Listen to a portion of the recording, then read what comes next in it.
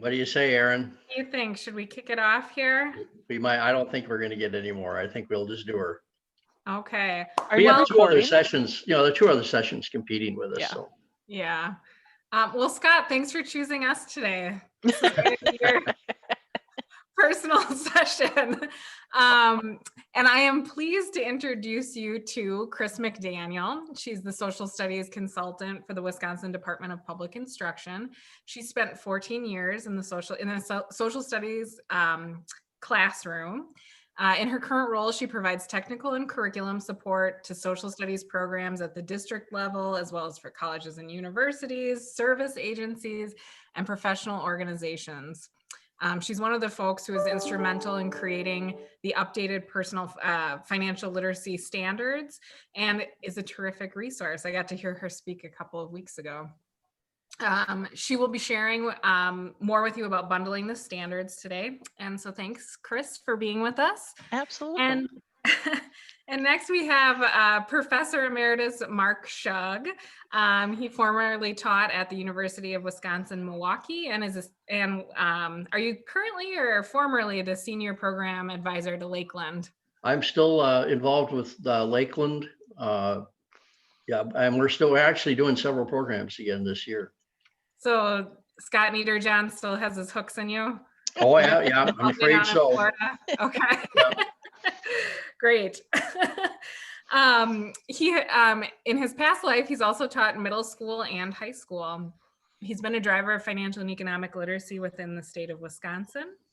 And we'll be sharing a terrific resource he co-authored today titled The Economic Episodes in American History. So thank you also for being with us today, Mark, and I will let you take it away to present to Scott.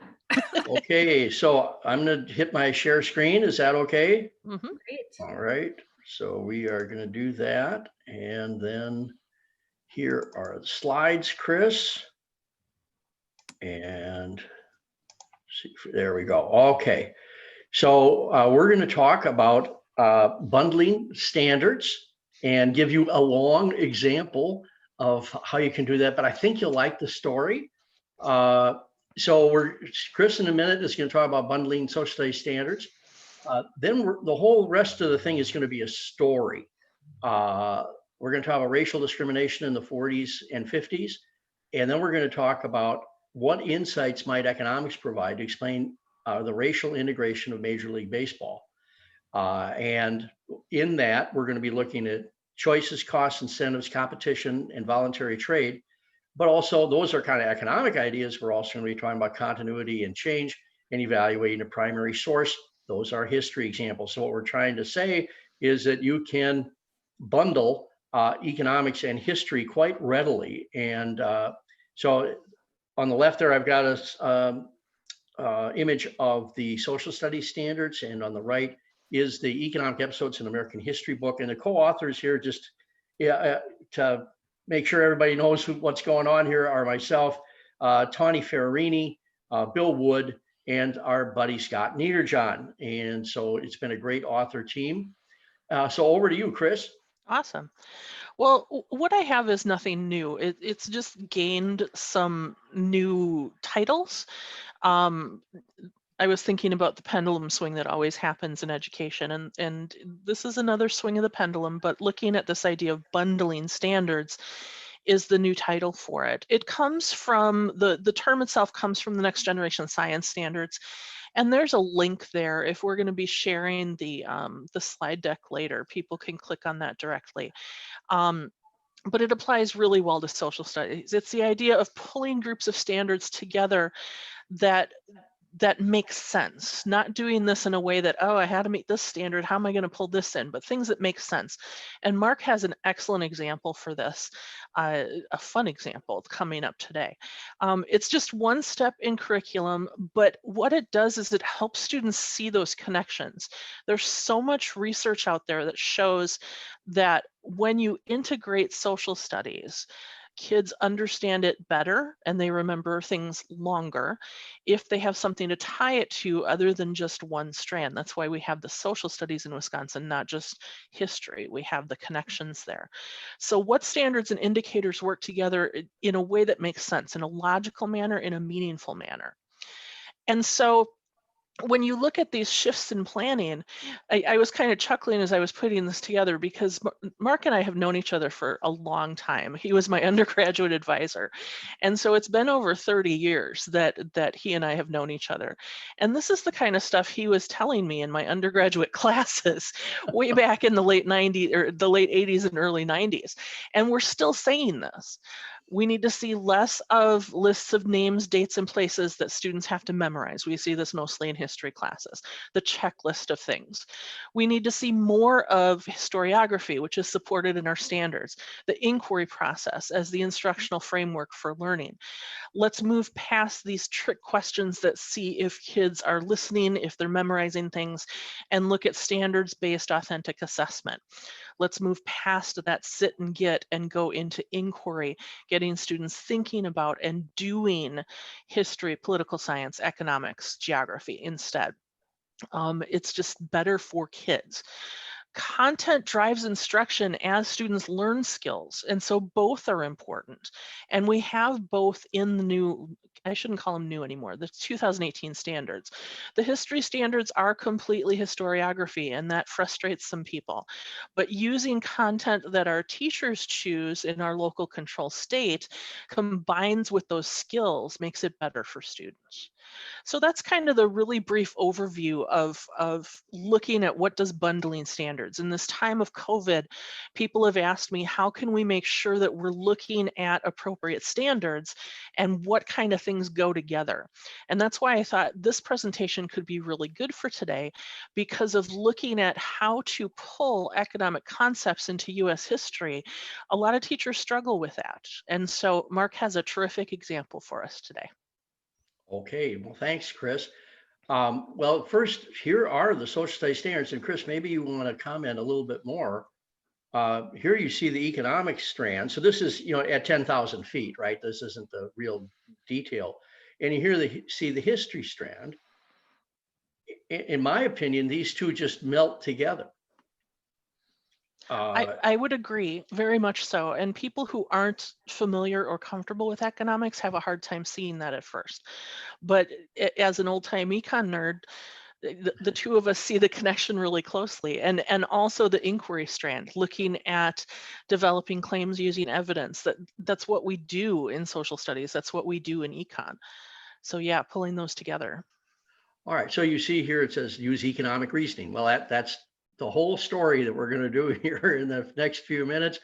We're going to talk about how decisions are made, and we're going to really do this. The third standard talks about macro. This is a real micro oriented program. We do touch on government a little bit here, and we talk about trade, believe it or not, on the integration of Major League Baseball. We're going to look at a lot of historical evidence. We're going to really be kind of looking at a pattern of continuity and change, and you'll see my problem that will make real stark here in just a second. We're not doing so much connecting past and present right now in this example, but it's readily done. And then we're going to look at one primary source. So here's our example. Who integrated Major League Baseball? Jackie Robinson. Now, of course, we know Jackie Robinson was a key player, but this old dude over here on the right, this guy is Adam Smith. Now, he's the founder of economics. He wrote a book called Wealth of Nations. I've got it right here on my shelf. I've gone through it many times. And so baseball wasn't even invented when he was alive. So what could he have to do with it? Well, the reason I'm showing Smith is we're using Smith as sort of an econ icon, right? So we're saying, well, what is it in market forces that are discussed by Smith in his book that might have helped Robinson desegregate Major League Baseball? So that's the problem we're trying to figure out, okay? So there's a context here. There's a historical context. Branch Rickey, president of the Brooklyn Dodgers, signed Jackie Robinson in 1947 to be the first African-American player. Now that took a lot of contact, a lot of courage, and both of these men displayed immense courage and had a strong moral sense about what they were doing. We're just not going to do that part today, okay? So it's not that we don't know about that part. It's just that we're going to try to use some economics to understand this a little differently. And after all, racial segregation in 1946 was very widespread. We still had Jim Crow laws enforced by state and local governments. And so just about everything, especially in the South, was segregated. And there was segregation in the North too, but it didn't take the form of legislation the way it did in the South. Nearly every part of life was separated: public schools, buses, railroad, passenger cars, restrooms, swimming pools, cemeteries, pool halls, right? So it's pretty systematic set of laws that were passed after the Civil War, after the Northern troops left, to enforce these Jim Crow laws. But the US government discriminated. Several federal agencies were segregated. In the 1920s, an African-American man couldn't join the US Army, US Navy. But all this was supposed to change in 1954, right? In 1954, the US Supreme Court declared state-sponsored school segregation to be unconstitutional. So we were supposed to see an end to segregation. But of course, that's not what happened. It took years and additional court decisions, more legislation, in order for more desegregation to take place across the country, right? But some markets changed much earlier, way before. So this is 1954. Well, the market changed in Major League Baseball in 1947. What explains that? So why would some markets abandon segregation well before court decisions and the passage of the Civil Rights Act in '64 and the Civil Rights Act, Voting Rights Act in 1965? Why would that happen? Okay, so that's our historical problem, and obviously, later on we could chat, but has a lot of current applications as well. So people choose. That's the first assumption of the economic way of thinking. People make choices. All right, Major League club owners, Branch Rickey in particular, decided he's going to sign African-American players. And Robinson agreed, okay? They thought this choice gave them the best combination of costs and benefits. But now, let me ask you, what were the costs? What were people worried would happen if we integrated Major League Baseball? And maybe we can see if you can enter something in the chat. Let's see, I don't have the chat. I just got PowerPoint in front of me, so let me see if I have chat at all. Anybody want to take a swing at it? Mark, if you go to the top of your Zoom and you press view options, it should say chat and it should pop out a window for you.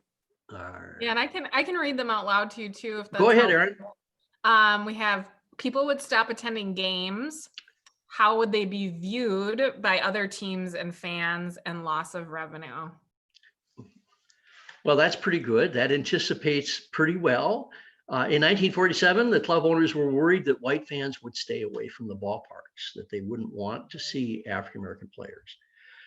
They worried that the players themselves wouldn't cooperate, and the whole thing would mean you're going to lose money, right? So there was genuine worry about all kinds of bad things happening during this period. So that's the costs were alive and well. If you watch the movie 42, there's a great clip in there that shows Branch Rickey talking about this very problem. We're not going to try to switch over to a clip in this context, but and then people respond to incentives. That's the second point of the economic way of thinking. Now, what is an incentive to an owner of a Major League Baseball club? What did they want? This is back to the chat.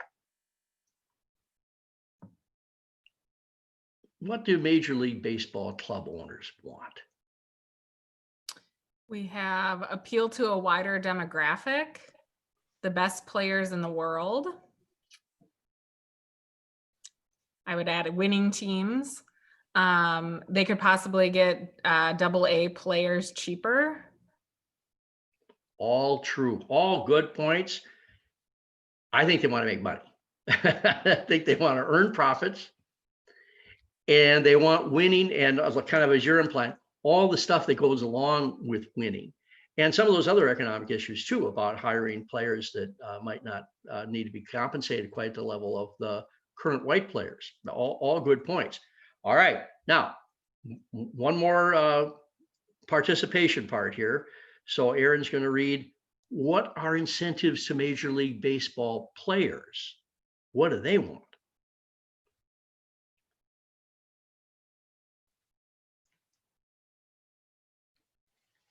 To win, getting to play, better competition, getting paid to play, fame.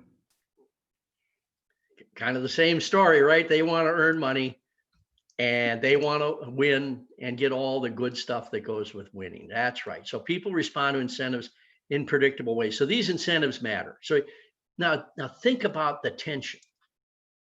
You're an owner of a Major League Baseball team. You know there's great athletic talent basically next door, and they could help you win. And you know the talent wants to work and wants to win, and they want to make some money too. But other club owners, there are some other club owners during this time that wanted to hire African Americans, regardless, hire the best players, regardless of their race, but they had an agreement to only sign white players. Now, do you feel the tension? Yeah, I want to win, but this little silly agreement we have prevents me from getting some of the most productive players out there. Think if this was an employer. Should I hire this woman? Oh, well, we don't hire women. Well, but she's the best bookkeeper we could possibly get. She's the best accountant we could get. And I'm not going to, of course I want to hire her. So that's what's, business people naturally want to find the best people that they can work with. And this whole problem is made more complicated because baseball club owners are basically a cartel and they are protected. Believe it or not, the US Supreme Court in 1922 said that Major League Baseball is entertainment. It's not a business, and they exempted them from antitrust law. And there's been a few other courts, and I'm not going to spend all the time talking about that, but it's really interesting. The Supreme Court's had more than one opportunity to rule on this, and they always shy away. They say, no, you want to do something, it's going to come from Congress, okay? And so they maintain, so we all know cartels are kind of not very competition oriented. But I'd like to point out to you that that's not the case, that there was a lot of competition in this industry at the time, even though it was a legal cartel. It's the competition that eroded the ability of the cartel to enforce the agreement that they had not to hire African-American players. This is how it worked. Remember, we're 1947 now. TV is not very commonly available. And so a lot of people want to go out and see ball games, but not everybody lives in New York City or where there's a major league ball club. So we had all these semi-pro ball clubs out there. The pressure was great to win. You're looking at a club called the Bismarcks. And some of these clubs actually experimented with hiring African-American players. In 1935, this is the Bismarck national winning team. And they were, believe it or not, they were half white players and half African-American players. And you can kind of see that now if you look carefully. And who do you suppose, well, let's just try the chat 1 second, Eric. Does anyone want to take a guess at who the dominant pitcher was for this team in 1935? We have Satchel Paige. Boom, Satchel Paige. That's Satchel Paige right there. So, and here's something he wrote about. This is from his diary. There was a white man out there named Neil Churchill who liked baseball. He was an auto distributor and he wanted a ball team for Bismarck. And he was full of ambition for baseball for his town. In 1935, Churchill got a team together. That's my team of all-stars. Never was such a team. Boy, could we field, and boy, did we have the pitchers. We were a mixed team, colored and white. So, and then you see where they win the national semi-pro pennant. So okay, we have in Bismarck, North Dakota, a desegregated team that white people, there aren't many black people in North Dakota. There are some, but clearly white people were willing to come out and see this team. Then there were the Negro Leagues, very popular. So we had dozens of African-American professional and semi-professional baseball teams. The most successful was the Negro national team founded by Rube Foster, who later becomes a member of the Hall of Fame. There you see on the image the various teams. Robinson, of course, was playing in 1945, I believe, with the Monarchs. And so there's a lot of competition over there. And so the 1930s and 40s, the Negro National League was regarded as having the best players out there. Here's an image of the Grays. Okay. And then there were barnstorming teams. So this is, there are teams like the Omaha Tigers and the Miami Giants. So anybody that could rent a stadium would invite these barnstormers to come in. And here was one of the most successful. Here's Dizzy Dean and Satchel Paige. They went on tour every year from 1934 to 1945 after the World Series was over. And it was Satchel Paige's All-Stars and Dizzy Dean's All-Stars. And who's showing up to see them? White people and black people. So you now see Branch Rickey and all the other owners, right? They know this. They know that this competition is going on. And they'd like nothing better than to sign Satchel Paige to come over play for the Yankees. And here's the kicker. New York City in the 1940s, not one, not two, but three Major League Baseball teams, the Brooklyn Dodgers, the New York Yankees, and the New York Mets. I screwed up. The New York Giants. So just think about that. This is way before the Mets. So fans love a winning team. Mass transit allows them to move around easily. Having a winning team attracts a lot of fans, and having spectacular players is another way to get fans buying tickets and showing up at your stadium, right? And then the gain from voluntary trade. In 1946, the Brooklyn Dodgers finished 2 games behind the Cardinals. 2 games behind the Cardinals. They wanted to win the pennant. And in 46, that's when Branch Rickey signs Robinson. So that's when they make their contract, right? So this is a voluntary trade. Both sides expected that they would gain from making this voluntary arrangement, voluntary trade. Now, Robinson spent his rookie year with the Dodgers. The year before, he was up in Canada, which was a very smart move. Because then they learned when he played in Montreal, they really learned about some of the issues that might come up when he started playing in 1947. Well, look what happened. You know, just an amazing story. Overnight, Robinson became the largest attraction in baseball. Huge crowds come out to see him play. Now, they'd already seen this in spring training, so they had a good idea this was happening. And in 1947, the Dodgers win the National League pennant, right? Oh, man. And then they win the 1949, 1952, 1953, 1955, they win the World Series. And in 1956, they win another pennant. So what a story. And a lot more voluntary trade goes on, because look what happened to the Dodgers immediately after he had Robinson. They brought in several others. Here's Junior Gilliam, Don Newcomb. You've all heard of Roy Campanella. Another famous player is Joe Black. He's not in this. A little less well known is Sandy Ambrose. And now other ball clubs are imitating. Oh, now the racial barrier is broken. Not in every team at all the time, but the Cleveland Indians were moving swiftly now. They've already hired Paige. Satchel Paige is the oldest rookie in Major League Baseball history, is pitching for them. A guy named Veek, V-E-E-K, was the owner of the Cleveland Indians, I believe, and he signed Paige as soon as he could. And that just started happening. And I'm not going to bother you with all the research, but the teams that signed more African-American players had more people coming into their stadiums, and they had more winning. Their winning percentage went up. So that's our story, right? And we're going to have time for questions and stuff. But the context was racial discrimination in the 40s and 50s. But and while, you know, again, not taking away from the moral qualities and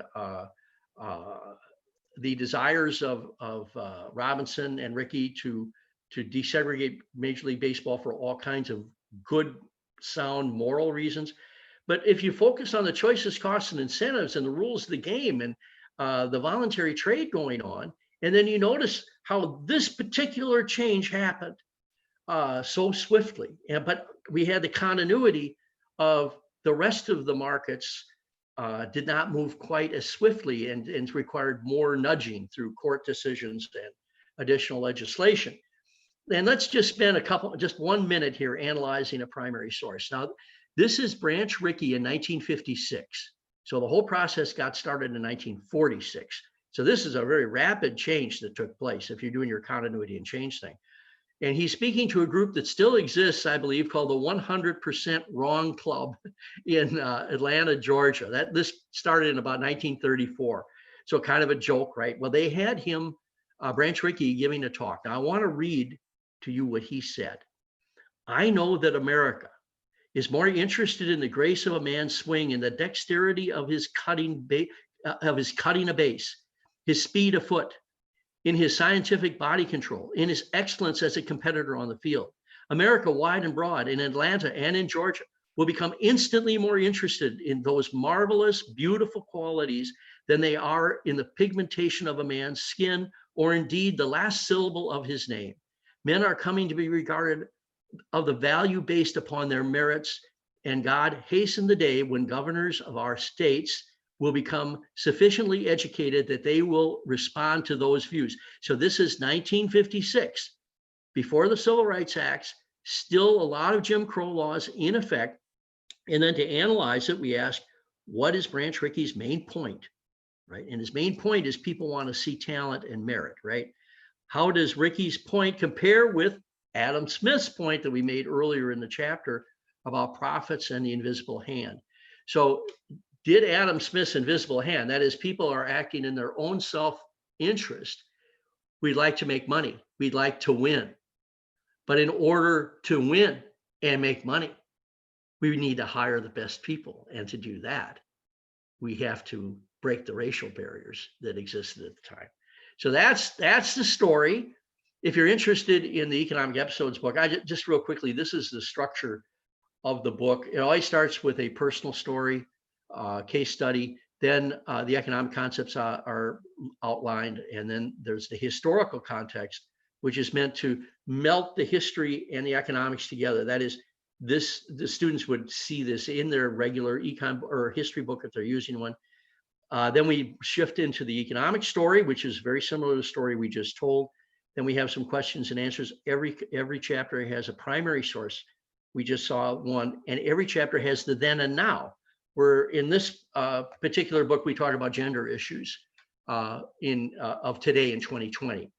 This book is in the second edition. It just came out again in 2019. And so we talk about gender issues in 2019. And then we have a lot of discussion questions. So enough on the book. So time for questions from you folks. And I'll see if I can get my chat open here. Okay, where'd it go? There it is. There was Satchel. Anybody have any questions for Kris or I?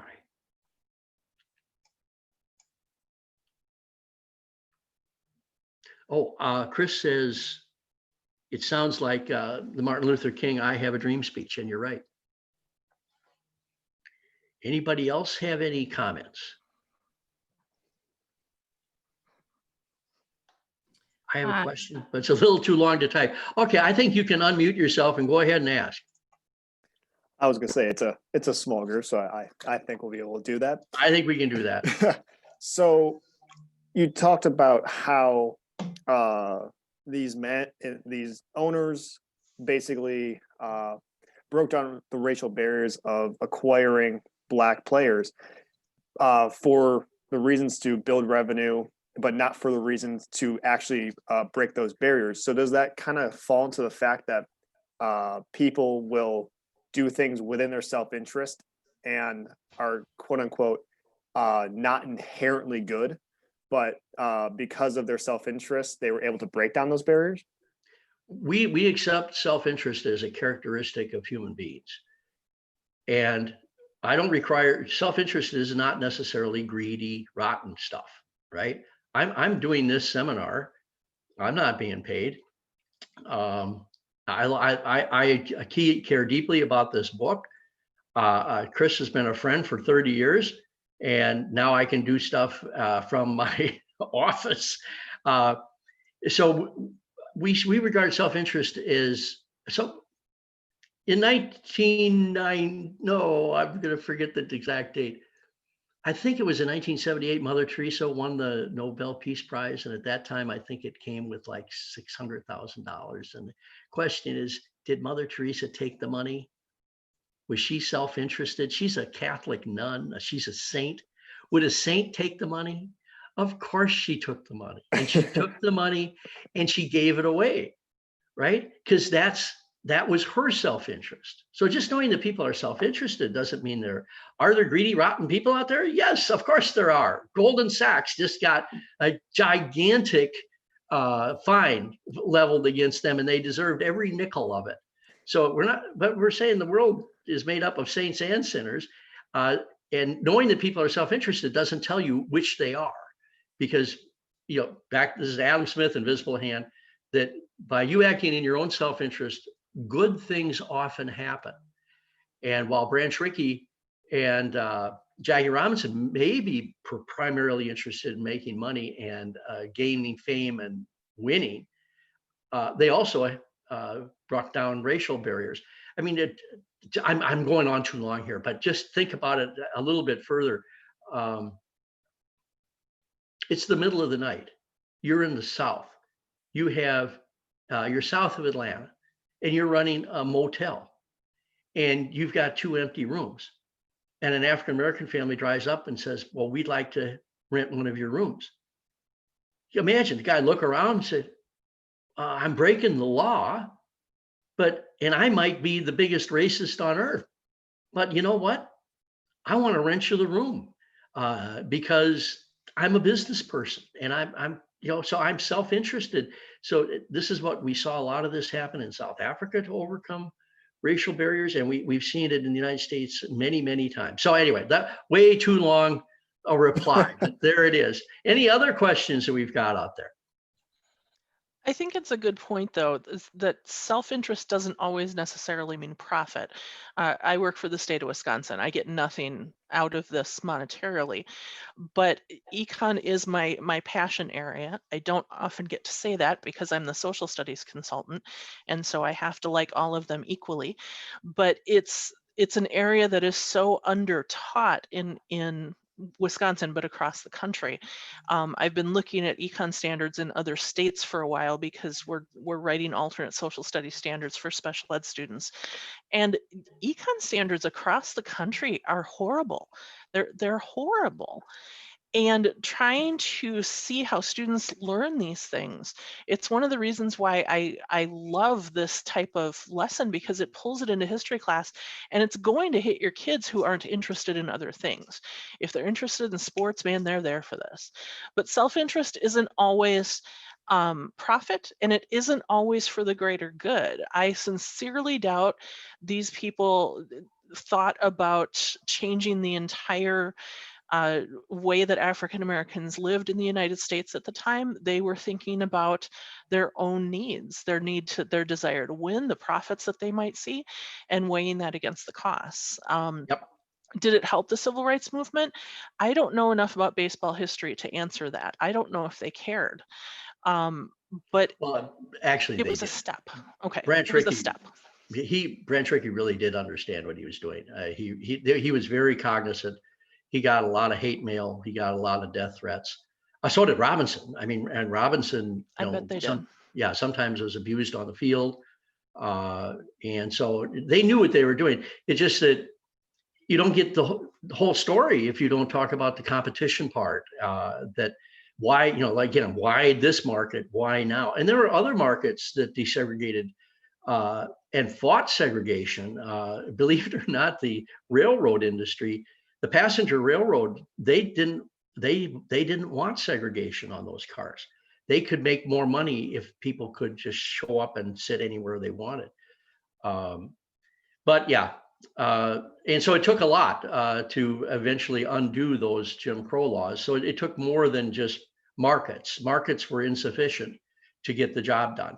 But occasionally markets do, well, we generally regard markets as producing good social outcomes the vast majority of the time. But of course, then suddenly you get Goldman Sachs doing some shenanigans. But that's the whole idea of having a role of government and some regulations, is to make sure that bad actors are restrained in their behavior.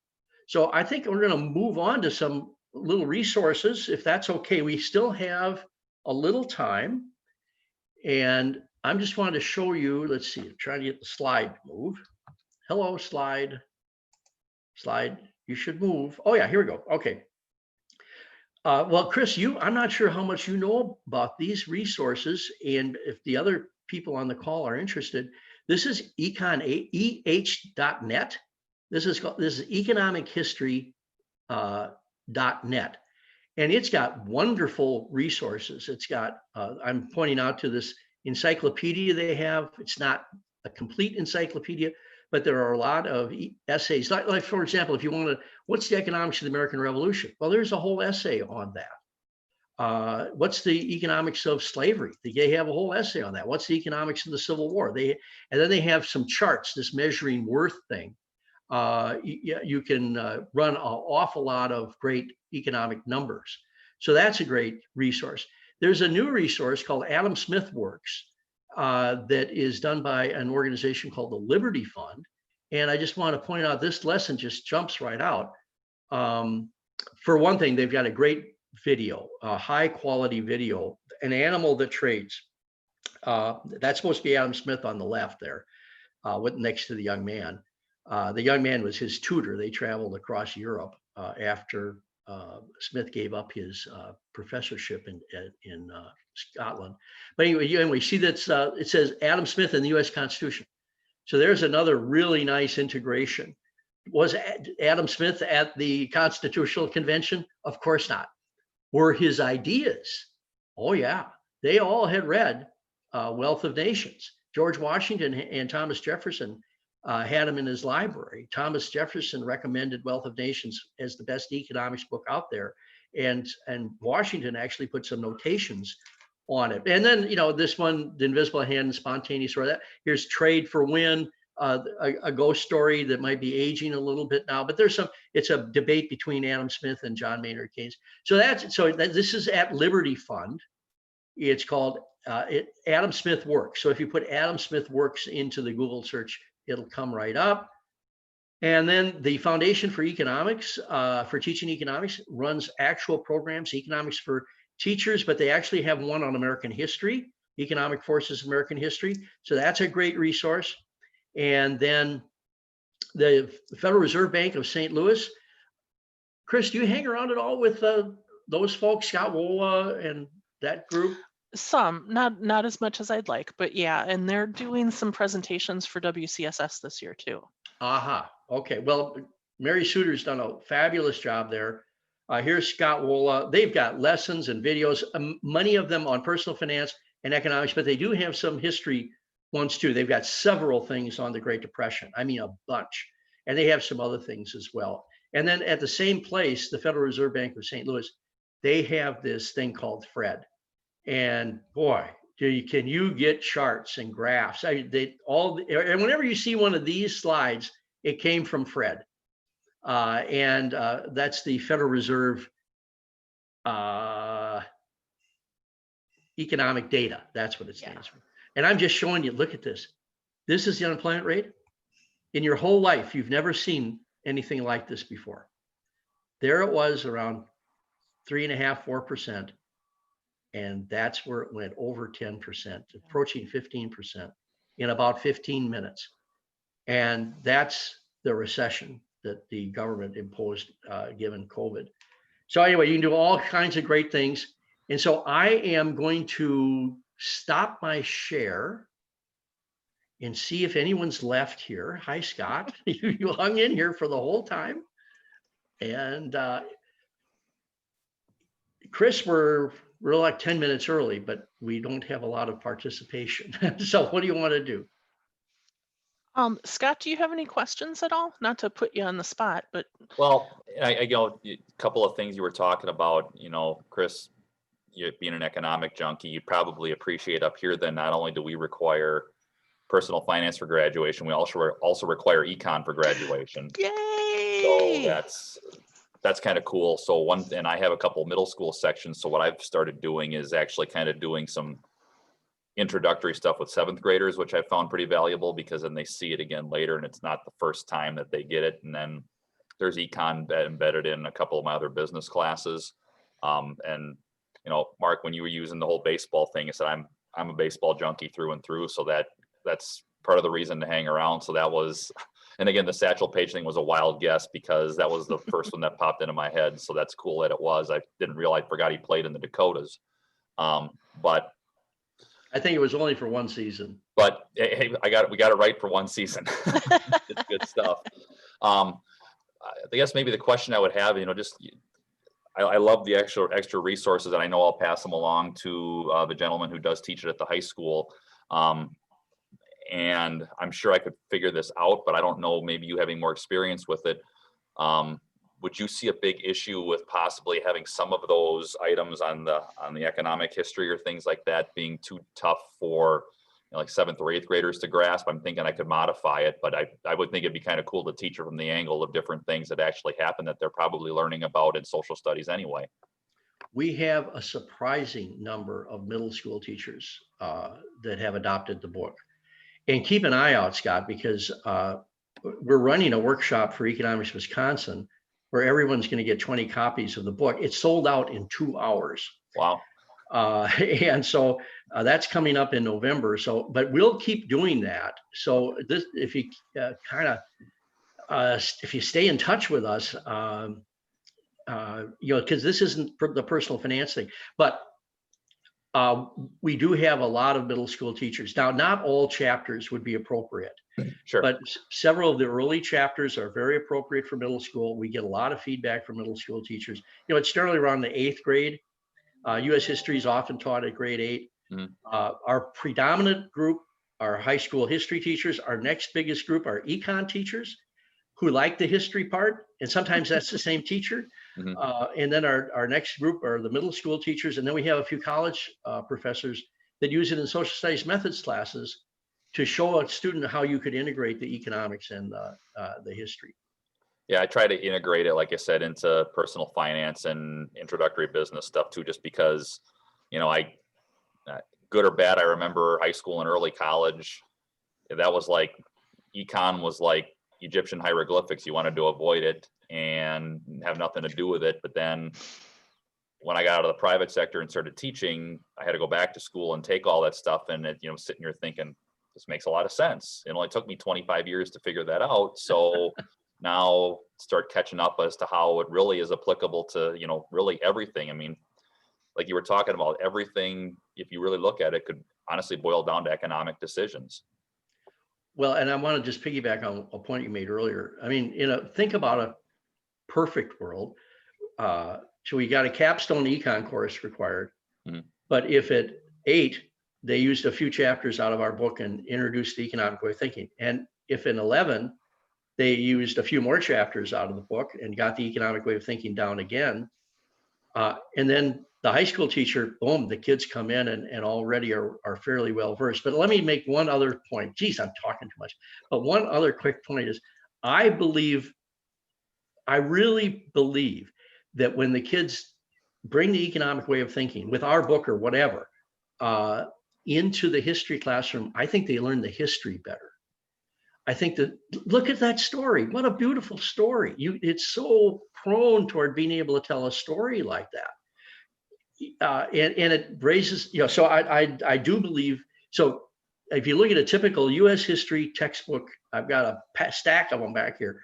And you read the chapter on the Great Depression, and if you're a smart student, you're just scratching your head. You can't figure out what banks are failing. Yes. Why are the banks failing? The stock market crashed. Yes. We've had dozens of stock market crashes that have not caused great depressions. It had to be more than that. And yet you don't get any sense about why the Great Depression really took place. And of course, in a book like ours, which failed Federal Reserve policy, failed monetary policy by the Fed, failed international trade policy, Smoot-Hawley tariff, and failed fiscal policy. They balanced the federal budget by raising taxes through the roof in 1932, in the middle of a Great Depression. What are you thinking about? And then, so there's a very clean analysis of what's going on. It also happens to be the accurate analysis, as opposed to the other causes that are asserted, like overproduction and income inequality and things like that. Okay, the old guy's talking too much. Any other questions? So Aaron's heard some of these stories before, I think, but it's been a long time. Maybe Kris has too, I don't know. Some of them, but it's been a while. So Scott, something else to consider, Mark mentioned it briefly, the Foundation for Teaching Economics, it's fte.org. I attended, when I was in the classroom, I attended 2 of their programs, and I did bring their site up, but I haven't had time to look at how they are different now because of COVID. It used to be that you travel to the place where they have the program, you have to pay for your travel, everything else is covered. Okay. And I did the one that they had on incorporating economics into American history, and it was very good. And it could be, along with Mark's book, not only the lesson ideas, but trigger ideas on how to do it yourself, on how to consider how these things come in. A lot of teachers, a lot of social studies teachers are scared of econ. They don't want to think about incorporating it because they don't understand it. They think it's all math that has to, why is this in the social studies, those kind of things. So things like this, like Mark's book and like this program through FTE, can really help understand a little bit better going into that economic way of thinking that I believe, like you mentioned, it changed my life. It was like a click moment for me. And Mark probably remembers that. It was in the late 1990s when I moved back to Wisconsin from Texas. And I sat down with him, and I wasn't teaching at the time. And I got a scolding basically saying, if you're not happy waitressing and you're not happy teaching, why don't you teach and make some money? And so heading back into the classroom, but then also just the way that it makes you view things differently. I do think that it can change the way that students see history in general. We're losing students' attention and interest with the way that we're teaching history. If they can find things on their phone in 3 seconds, we have to look at new ways to focus in on history. And that's one of the reasons that we do not have a list of names and dates and places in our social studies standards that students have to memorize. And if it's coming in from a business point of view, that creates a different a different level of interest also. Are you a business teacher or a social studies teacher? Yeah, I teach business, yeah. Okay. That's kind of what I thought by how you mentioned it. And that's not my world. I don't know it as well, but it's also that fun way of bringing information in that catches their attention. Well, but at the same time, but then I would also argue that you talked about bundling standards. What's wrong with using some historical context when you're talking about something economically or something with regards to managing money or starting businesses or managing them? You should. Yes. I see more value in it now, having been in education a little bit longer from the private sector. So. Absolutely. Well, we're glad you made the transition. A lot of times it goes the other way. Yeah. People leave education to go, and so we're glad you're here, Scott. You sound like a very dedicated teacher.